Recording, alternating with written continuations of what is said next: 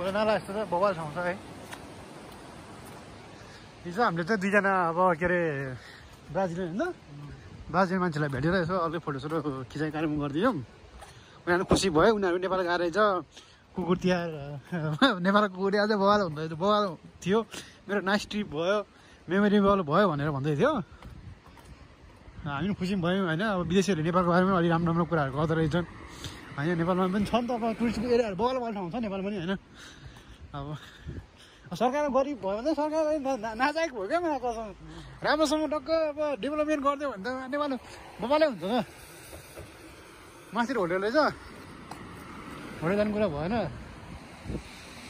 बन्द भइसक्यो नि बेलुका राति पुरै खुल्ला हुन्छ क्या। पुरै खुल्ला भएर राखेको हुन्छ क्या तिम्रो के अरे त्यो बेच्ने सामानहरू क्या मालाहरू यताउति त्यो जान 5 मिनट जान। यस्तै हो सिटी यस्तै छ। अब बन्द भइसकेको छ माथि र होटेलको अँध्यारो भइसकेको छ अब स्थिति यस्तै छ। ल आजलाई यति नै गरौँ ल।